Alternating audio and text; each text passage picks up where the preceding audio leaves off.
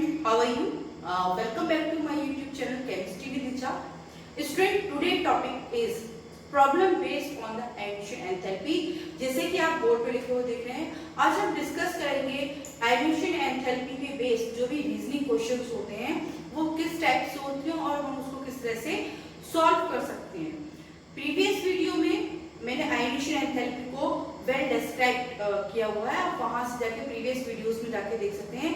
अब admission enthalpy को देखना क्यों जरूरी है, क्योंकि रीजनिंग पे जो क्वेश्चन होते हैं उनके लिए आपको पूरी टोटल एडमिशन एंथैल्पी क्या क्या उसके साथ फैक्टर्स अफेक्टिंग हैं और किस बेस पे वो काम करती है, या पीरियोडिक टेबल में लेफ्ट टू राइट जाने पर या ग्रुप में अप टू डाउन जाने पर एडमिशन एंथैल्पी में किस तरह से चेंज आता है।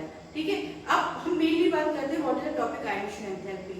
एडमिशन एंथैल्पी अगर मैं हल्का सा एक बैकअप लूं या रिवाइज करूं, एडमिशन एंथैल्पी जो होता है आपका जो इलेक्ट्रॉन्स होते हैं आउटर ऑर्बिटल्स के, किसी भी एटम्स के आउटर एटम इलेक्ट्रॉन्स को लूजली पैक्ड इलेक्ट्रॉन्स को रिमूव करने के लिए जो एनर्जी की नीड होती है that is the called admission enthalpy. अब कल प्रीवियस वीडियोस में जैसे मैंने बताया था एडमिशन एंथैल्पी डिफरेंट फैक्टर से अफेक्ट होती है and this is the part of unit classification of the element and periodicity in the properties. इस समय हम क्लास 11 की यूनिट नंबर 3 या चैप्टर 3 डिस्कस कर रहे हैं, जिसके अंदर आज पार्ट 10 है और सारे प्रीवियस वीडियोस के लिंक जो हैं इसी वीडियोस के नीचे आप डिस्क्रिप्शन बॉक्स में जाके देखेंगे, वहां से मिल जाएंगे, या फिर इससे पहले जो भी मैंने दो आपकी यूनिट्स ऑफ है, जैसे फर्स्ट यूनिट है और जो सेकंड यूनिट है क्लास 11 की, यहाँ पे आप वीडियो के साइड पे आई आइकन बना होगा, वहां पे आप देखेंगे तो क्लास 11 की प्लेलिस्ट है, उस प्लेलिस्ट में जाके आपको सारे जितने भी क्लास 11 के दोनों या तीनों यूनिट्स के टॉपिक्स हैं वो सारे मिल जाएंगे। लेकिन क्लास इस यूनिट की जो पूरे वीडियोस हैं आपको इस वीडियो के डिस्क्रिप्शन बॉक्स में जाके मिल जाएंगे। अब हम क्वेश्चंस डिस्कस करते हैं, इसलिए मैं आपसे कह रही हूँ अगर आपको कि अगर आप addition enthalpy based question solve करना चाह रहे हैं या इस पे बेस्ड रीजनिंग प्रॉब्लम्स हैं, तो उससे पहले आपको नेसेसरी है कि आप एडिशन एंथैल्पी के टॉपिक को पूरा डिस्क्राइबली ब्रीफली उसको देखें। ठीक है, अगर आपको वीडियो समझ में नहीं आता है तो आप वीडियो को रिवाइज करके या बैक करके भी देख सकते हैं, ताकि आपके कंटेंट पूरी तरह से क्लियर हो जाए। Arrange with explanations the following elements in the order of increasing emission enthalpy. Following elements को with explanations के साथ हमको emission enthalpy के increasing order में लगाना है। अब अगर मैं देखूं आपके चार एलिमेंट्स हैं x, y, d and e। अब मैं स्टूडेंट अगर देखती हूँ x, z लिखा हुआ यानी इसका आपका क्या है एटॉमिक नंबर, यानी z का अगर 4 एटॉमिक नंबर है तो 1s2 and 2s2। ठीक है, उसके बाद हम देखेंगे y का कितना है 5 यानी 1s2 2s2 and 2p1। उसके बाद अगर मैं d का देखती हूँ तो d का कितना हो जाएगा आपका 1s2 2s2 and 2p2। देखिए 2 2 4 2 6 इस तरह से हम काउंट करते हैं एंड e का है आपका 11 1s2 2s2 2p6 and 3s1।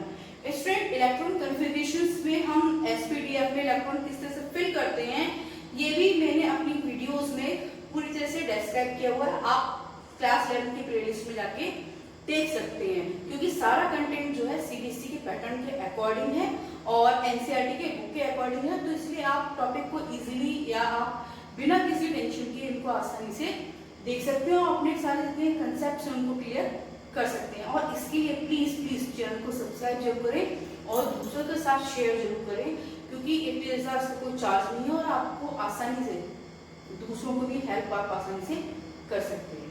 अब चलिए हम देखते हैं 1s2 2s2 y का होगा 1s2 2s2 2p1 1s2 2s2 2p2। ठीक है, अब इसमें देखिए हम कितने ऑर्बिटल हैं, इसमें आपके सेकंड ऑर्बिटल है, यहाँ भी सेकंड ऑर्बिटल है 2 तक। लेकिन अगर मैं ई वाले में देखूंगी ई वाले के कितने ऑर्बिटल हो जाएंगे, थर्ड ऑर्बिटल हो जाएंगे, 3 ऑर्बिटल्स हो जाएंगे। अब कल जब हमने प्रीवियस वीडियो में हमने डिस्कस किया था कि नंबर ऑफ ऑर्बिटल्स इंक्रीज होने के साथ साथ क्या होता है आपकी एडमिशन एंथैल्पी, अगर आपका नंबर ऑफ ऑर्बिटल इंक्रीज हो रहा है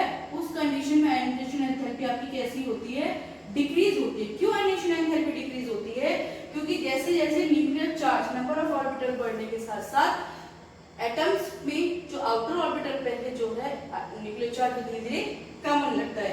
तो ये यहाँ पर इसमें देखो तो इसमें भी सेकंड ऑर्बिटल, इसमें भी सेकंड ऑर्बिटल और इसमें भी सेकंड ऑर्बिटल, तो इसमें कितना है थर्ड। तो अगर हम देखेंगे सबसे कम आयनीकरण एंथैल्पी स्टूडेंट यहाँ पे किसकी हो जाएगी, ई की। अब ये जो मैं आपको बता रही हूँ यहाँ पे लिख देती हूँ, यहाँ पे मैं रीजनिंग लूंगी, फर्स्ट रीजनिंग क्लियर हो जाएगी क्योंकि अगर मैं ई की सबसे शॉर्टेस्ट लेती हूँ, ई की सबसे लेस, क्योंकि हमें इंक्रीजिंग ऑर्डर में लगाना है। अब अगर मैं दूसरी लेती हूँ, दूसरा हो जाता है आपका 1s2 2s2 2p1, इसमें 5 इलेक्ट्रॉन्स हैं, ऑर्बिटल्स कितने हैं इसमें 2 ही ऑर्बिटल्स हैं, इसमें ऑर्बिटल कितनी है, इसमें भी 2, इसमें 6 हैं। लेकिन इसके बाद अगर मैं देखूं तो 1s2 और 2s2, ठीक है, ये 4 है, ये 5 है। अब स्टूडेंट मैंने एक कल चीज बताई थी कि आपके जो फुल फील्ड जो होते हैं, फुल फील्ड या फिर हाफ फील्ड जो होते हैं ऑर्बिटल्स, उनकी आयनीकरण एंथैल्पी कैसी होती है, ज्यादा होती है अंदर कंपैरिजन ऑफ द अदर्स। तो इस कंडीशंस में हम देखेंगे तो यहाँ पे आपकी इसमें तो 4 है लेकिन इसमें 5 है, तो इसमें आयनीकरण एंथैल्पी x की y से ज्यादा हो जाएगी क्योंकि y के पास 5 इलेक्ट्रॉन लेकिन कैसा 1 है, हाफ फील्ड नहीं है। लेकिन इस कंडीशन में आपकी कैसे हो जाएगी, x के x में x ऑर्बिटल पूरी तरह से फिल है। तो यहाँ पे इससे ज्यादा अगर हम देखेंगे तो यहाँ पे आपकी आयनीकरण एंथैल्पी इसकी ज्यादा e से ज्यादा y की हो जाएगी, और y से ज्यादा आपकी किसकी हो जाएगी फिर, क्योंकि देखिए इसमें भी आपके 2 ऑर्बिटल्स, इसमें भी 2 ऑर्बिटल्स। लेकिन अब क्या हो जाएगा, यहाँ पे आपके नंबर ऑफ इलेक्ट्रॉन से नंबर ऑफ प्रोटॉन्स 4 हो जाएगा, यहाँ पे 4 पॉजिटिव चार्ज हो जाएगा, यहाँ पे 6 पॉजिटिव चार्ज हो जाएगा। तो इस कंडीशन में न्यूक्लियर चार्ज जो होगा वो d का x के कंपैरिजन में ज्यादा हो जाएगा, यानी y से ज्यादा आपकी x की हो जाएगी और x से ज्यादा सबसे ज्यादा हो जाएगी आपकी d की। So that is your answer. अगर मैं इंक्रीजिंग ऑर्डर में लिखाऊं e से ज्यादा y की, y से ज्यादा x की और x से ज्यादा d की, दिस योर आंसर। चलिए अब हम देखते हैं इसी पे बेस्ड नेक्स्ट और प्रॉब्लम्स। अब स्टूडेंट हम देखते हैं नेक्स्ट प्रॉब्लम, आयनीकरण पे based enthalpy. What is the question, which element in the each of the following pairs of element would you expect to have lower first आयनीकरण एंथैल्पी एनर्जी एक्सप्लेन। ठीक है, अब इसमें एक वर्ड आप मेंशन कीजिएगा, वर्ड यूज किया है फर्स्ट आयनीकरण एंथैल्पी। प्रीवियस वीडियो में मैंने डिस्क्राइब किया था व्हाट इज द फर्स्ट आयनीकरण एंथैल्पी, सेकंड आयनीकरण एंथैल्पी एंड थर्ड आयनीकरण एंथैल्पी। मैंने प्रीवियस वीडियो में अच्छे से डिस्क्राइब किया है, लेकिन आपको शॉर्टली मैं ये बता देती हूँ कि एटम से फर्स्ट इलेक्ट्रॉन रिमूव करने के लिए जो एनर्जी की नीड हो जाती है that is called the first आयनीकरण एंथैल्पी, और जब हम सेकंड इलेक्ट्रॉन रिमूव करते हैं दैट इज द सेकंड आयनीकरण एंथैल्पी। तो फर्स्ट के कंपैरिजन में सेकंड आयनीकरण एंथैल्पी ज्यादा होती है। अब लेकिन मैटर नहीं करता है, यहाँ पे सिर्फ फर्स्ट आयनीकरण एंथैल्पी पूछ रहा है। अब देखिए पेयर कौन कौन से हैं, फर्स्ट पेयर आपका chlorine and fluorine, second pair is chlorine and sulphur and third is आपका पोटेशियम एंड आर्गन। अब हम फर्स्ट अगर मैं देखती हूँ पेयर आपका, तो first pair is chlorine and fluorine. अब स्टूडेंट हम इसका अगर इलेक्ट्रॉनिक कॉन्फ़िगरेशंस निकालेंगे तो सबके लिए सबसे पहले आपको हर एक का इलेक्ट्रॉनिक कॉन्फ़िगरेशंस लिखना होगा, इसी के अकॉर्डिंग आप डिटेल में इनको डिस्क्राइब कर सकते हैं। देखिए अगर मैं क्लोरीन का लिखूं, क्लोरीन का इलेक्ट्रॉनिक एटॉमिक नंबर जो होता है वो 17 होता है, और फ्लोरीन का जो होता है वो होता है आपका 9। अब इसका अगर हम sp/df में करें तो 1s2 2s2 2p6 3s2 and 3p5। देखिए 17 हो गए, 2 और 2 4 6 10 12 और 17। अब फ्लोरीन का अगर मैं देखूं तो 1s2 2s2 2p5। ओके, अब इन दोनों में कौन किसकी आयनीकरण एंथैल्पी लो होगी, क्योंकि अगर हम देखें हमने अकॉर्डिंग टू लो बताया था कि इनके ग्रुप्स में अगर मैं देखूं ग्रुप में क्या होता है, अगर हम ग्रुप वाइज के चलें क्योंकि फिफ्थ ग्रुप के एलिमेंट 17 ग्रुप के एलिमेंट हैं, तो ग्रुप में अप टू डाउन जाने पर आयनीकरण एंथैल्पी कैसी होती है आपकी, डिक्रीज होती है। ठीक है, तो ग्रुप में आपका डाउन टू द ग्रुप आयनीकरण एंथैल्पी डिक्रीज।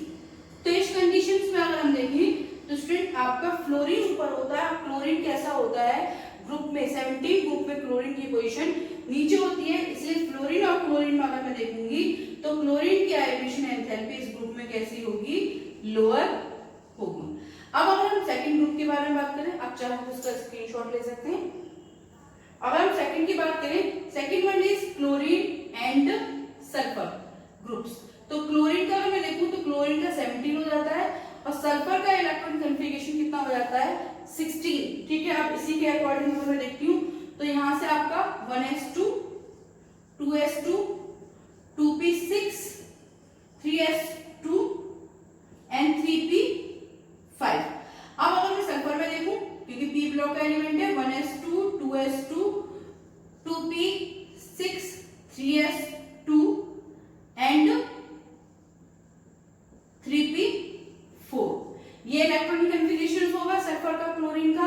अब हमने बताया था कि अब आप पीरियड्स में, क्योंकि अब देखिए ये p ब्लॉक की एलिमेंट है और कौन सा पीरियड चल रहा है, थर्ड पीरियड चल रहा है। लास्ट में मैंने इस जो यूनिट्स की जितनी वीडियोस हैं उसमें आपको ये भी एक वीडियोस बनाया हुआ है कि आप किस तरह से ग्रुप, पीरियड या ब्लॉक्स को आइडेंटिफाई कर सकते हैं किसी भी एलिमेंट को। तो आपको लिंक जो होगी सारी जो प्लेलिस्ट है 11th की, उसमें जाकर आसानी से मिल जाएगी।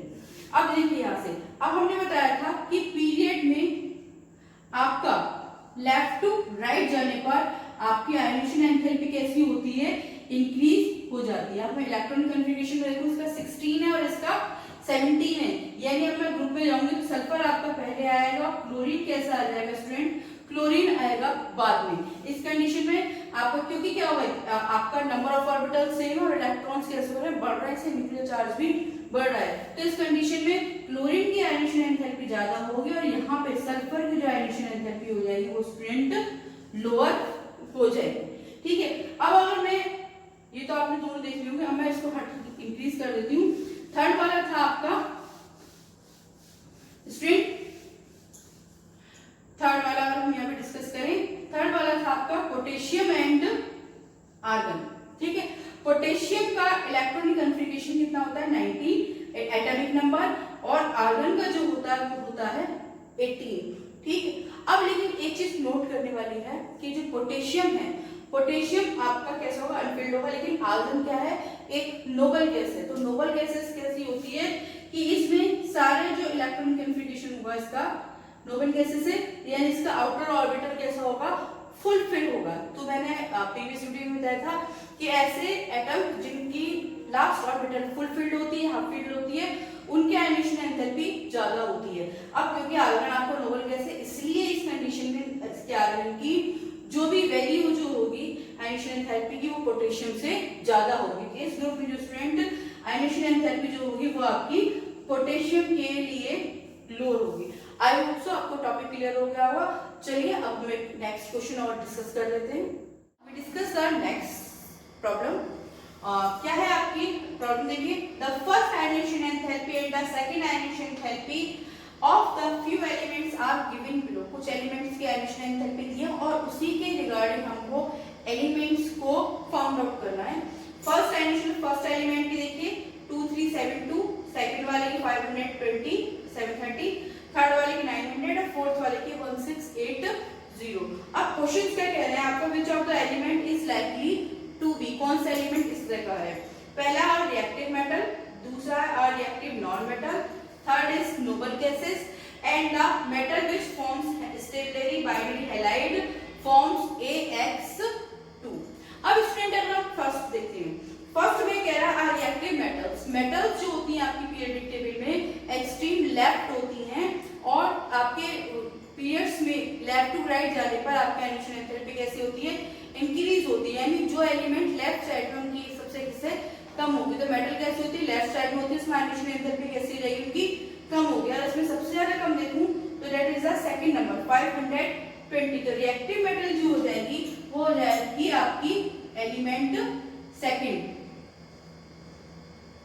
ठीक है, अब अगर मैं देखूं सेकंड वाले क्वेश्चंस के लिए reactive non metal, reactive non metals में अगर हम देखें तो इसमें आपकी रिएक्टिव नॉन मेटल्स में अगर हम पीरियड में लेफ्ट टू राइट जाएंगे, ठीक है, राइट जाने पर एक्सट्रीमली राइट वाले की आयोडीनेशन एंथैल्पी कैसी होती है, सबसे ज्यादा होगी। इसमें तीन है 2372, 900 एंड 1680।